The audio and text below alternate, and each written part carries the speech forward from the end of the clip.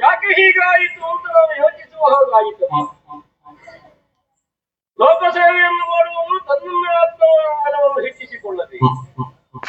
ಹಾಗಾಗಬೇಕು ಅಂತಾದ ಸಾಧನೆಯೇನು ಎನ್ನುವುದಕ್ಕಾಗಿ ಭಗವಂತನಾದಂತಹ ಪರಶುರಾಮನಿಂದಲೇ ಸಿದ್ಧಗೊಂಡಂತಹ ಕ್ಷೇತ್ರವನ್ನು ಸೇರಿ ಕಠಿಣ ಸಾಧಕರಾಗಿ ಯೋಗಾರೂಢರಾಗಿದ್ದವು ಒಮ್ಮಿಂದೊಮ್ಮೆ ಎಚ್ಚೆತ್ತುಕೊಂಡಿದ್ದೇನೆ.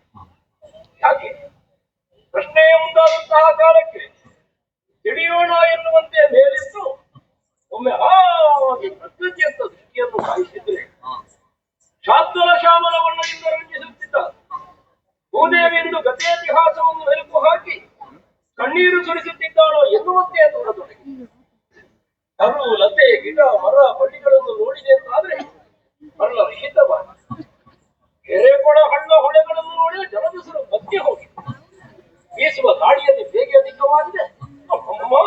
ನೆಲದ ಮೇಲೆ ಕಾಲುವುದಕ್ಕಾಗುವುದಿಲ್ಲ. ಕಠಿಣವಾದಂತಹ ಸುಡು ಬರೆಯುವ ನನಗಾಗ್ತದೆ. ಅತಿಂತ ಅವಸ್ಥೆ ಹೋಯಿಸಾಯಿತು. ಬೆಂದು ಬೆಂಗಾಡಾಯಿತು ಅಂತಾದ್ರೆ ಏನು ಕ್ಷಾಮ ವರ್ಷ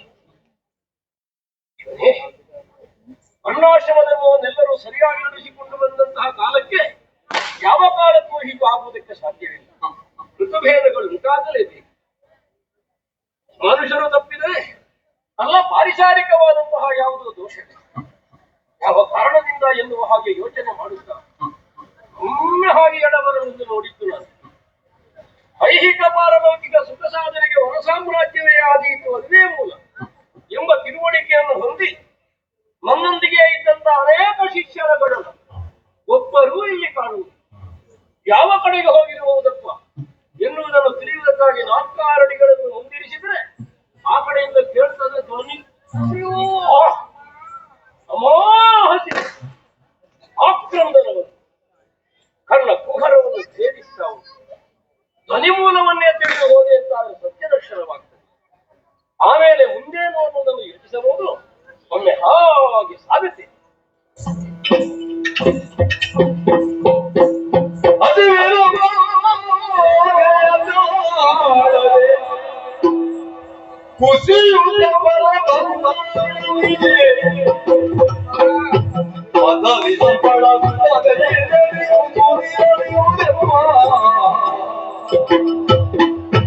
ಅದು ಅಳಿಯುವುದು ಮಾತ್ರ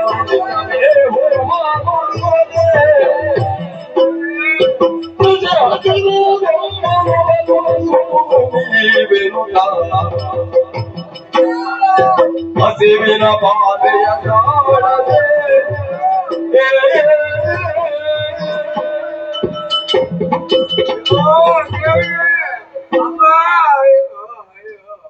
ಹೆಚ್ಚು ನಿಂತುಕೊಳ್ಳಿಕ್ಕೆ ಆಗುವುದಿಲ್ಲ.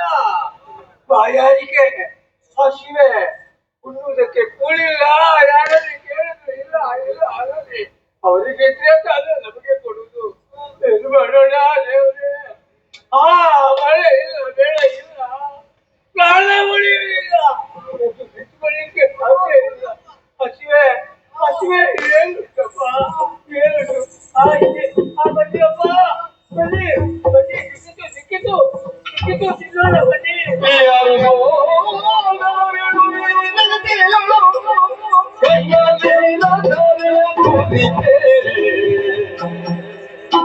ಕಾರಣ ಬೇರು ಕಾರುಣ್ಯ ನಿಧಿಯು ನೋಡಿ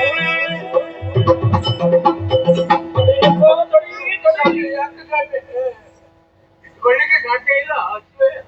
ಹೋಗಿದ್ದವನಿಗೆ ಮೂಸುವುದಕ್ಕೂ ಕಷ್ಟ ಸಾಧ್ಯವಾದ ಯಾವುದೋ ದುರ್ಮಾಂಸವು ಅದನ್ನು ತಿನ್ನುವುದಕ್ಕಾಗಿ ಕಿತ್ತಾಡುವುದಕ್ಕೆ ತೊಡಗಿ ಅಂತ್ಯ ಹಸಿವಿನ ಬಾಧೆ ನಿಮಗುಂಟು ಅಂತ ನನಗೆ ಅರ್ಥವಾಗುತ್ತದೆ. ಇಂತಹ ಕೆಲಸಕ್ಕೆ ನೀವು ಕೈ ಇಕ್ಕಿದ್ದೀರಿ ಎನ್ನುವುದಕ್ಕಾಗಿ ನಿಮ್ಮನ್ನು ಆಕ್ಷೇಪಿಸಲಾರೆ, ಚಕ್ಕರಿಗಳೆಯಲಾರೆ. ಈ ಭೂಮಿಯಲ್ಲೇ ಹುಟ್ಟಿಕೊಂಡವನಾದ, ಅಲ್ಲೇ ಹುಟ್ಟಿಕೊಂಡಂತ ನೀವುಗಳು ನನಗೆ ಸಹೋದರರೇ ಆಗುತ್ತೀರಿ. ನಿಮ್ಮ ಅವಸ್ಥೆಯನ್ನು ನೋಡಿ ಕರುಳು ಕರಗುತ್ತದೆ. ನೆತ್ತಿಗಣ್ಣೆ ಇಲ್ಲದ ಸಮಯವೆಷ್ಟಾಯಿತು. ನಿಲುವಿನ ಹಂದರವಾಗಿದ್ದಾನೆ, ಒಡ ಕಷ್ಟದ ಹಾಗಾಗಿದ್ದು ಎದ್ದು ನಿಲ್ಲುವುದಕ್ಕಾಗುವುದಿಲ್ಲ, ಎತ್ತುವುದಕ್ಕಾಗುವುದಿಲ್ಲ.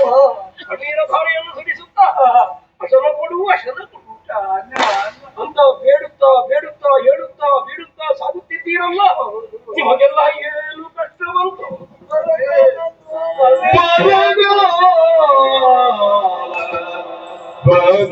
ಗುಳಿಗಾಲವಿಲ್ಲ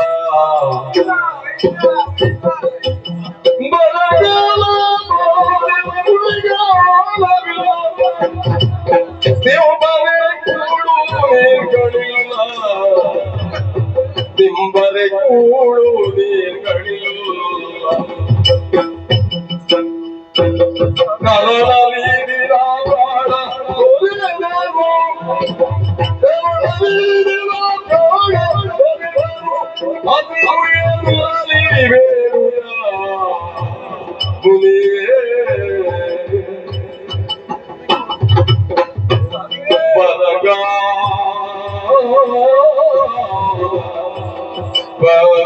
ಗುಳಿಗಾಲವಿಲ್ಲ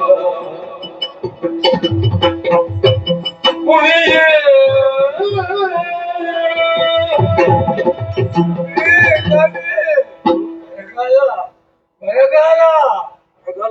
ಬಾರದೆ ವರ್ಷ 12 ಕಳೆದು ಹೋಯ್ತು. ಇಲ್ಲದ ಕಾಲದ ಬೆಳೆ ಆಗಲಿಲ್ಲ, ಉಣ್ಣುವುದಕ್ಕೆ ಕೂಳುಗಳಿಲ್ಲ, ಕುಡಿಯುವುದಕ್ಕೆ ಒಂದು ತೊಟ್ಟು ನೀರಿಲ್ಲ ಸ್ವಾಮಿ. ಯಾವ ಮಾಸಕ್ಕೆ ಇಲ್ಲ ಸಾಧ್ಯ ಇಲ್ಲ, ಕೆಲಕರಿ ಇಲ್ಲ. ಕೆಲಕರಿಗಳು ಪ್ರಾಣ ಬಿಡ್ತಾ ಇದ್ದಾವೆ, ಪ್ರಾಣಿ ಪಕ್ಷಿಗಳು ಜೀವ ತೊರೆಯುತ್ತಾ ಇದೆ. ಸ್ವಾಮಿ ಇನ್ನೇ ದಿವಸ ಅಪ್ಪ ಅನ್ನ ಕೊಡಿ ಬಿಟ್ಟ, ಪ್ರಾಣವನ್ನೇ ಬಿಟ್ಟ. ನನ್ನ ಹೆಣ ಅವನ ಹೆಣದಲ್ಲಿ ಹೋಗ್ಬೇಕಿತ್ತು, ಹಾಗೆ ನನ್ನ ಮಗನ ಹೆಣ ಹೊರುವ ಪರಿಸ್ಥಿತಿ ಬಂದದಾಗಿತ್ತು. ಗುಳಿಗಾಲ ಇಲ್ಲ ಸ್ವಾಮಿ, ಬದುಕುವುದಕ್ಕೆ ಸಾಧ್ಯ ಇಲ್ಲ.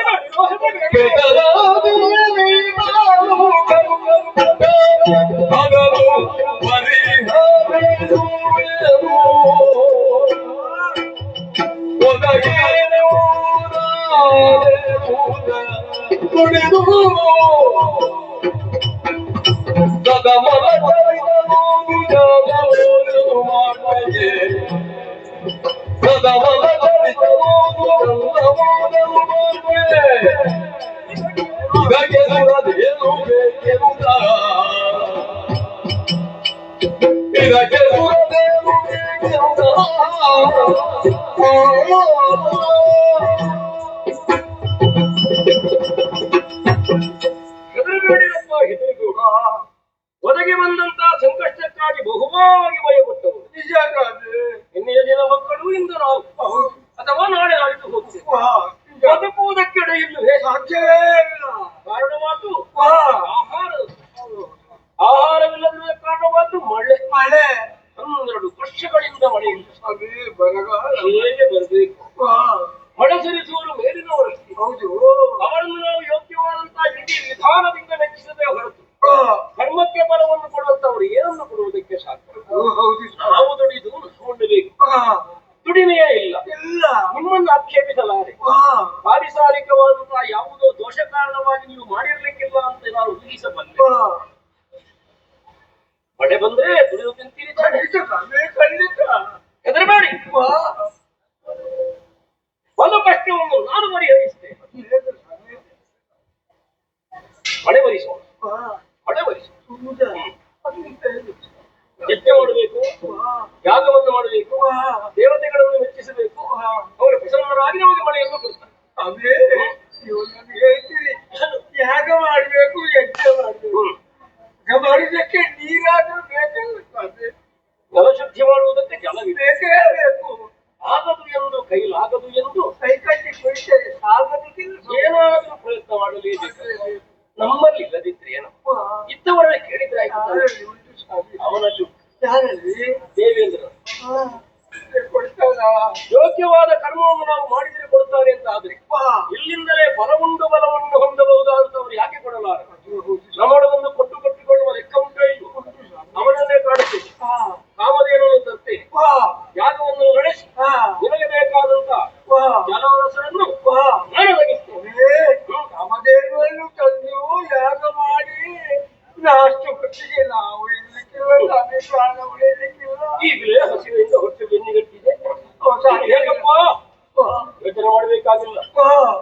ಕಳೆದು ಹೋದಂತಹ ಚೇತನವನ್ನು ಒದಗಿಸಿ ಬಿಡುವಳು ಮಹಾಮಾಯಿ. ಅವಳನ್ನು ಧ್ವಜಿಸಿ ನಿಮಗೆಲ್ಲ ಭಜನೆ ಗೊತ್ತುಂಟು, ಭಜನೆ ಮಾಡಿ. ಬರುವ ತನಕ ಇಂತಹ ಕೆಲಸಕ್ಕೆ ಕೈ ಹಾಕಬೇಡಿ. ಅಪ್ಪಿ ತಪ್ಪಿ ಅದನ್ನು ಮುಟ್ಟುವುದಕ್ಕೆ ಹೋಗು. ಅಮ್ಮ ಜಗದಂಬ, ತಾಯೇ, ಅಮ್ಮ ಜಗದಮ್ಮ, ತಾಯೇ ಮಹೇಶ್ವರಿ, ಜಗದೀಶ್ವರಿ,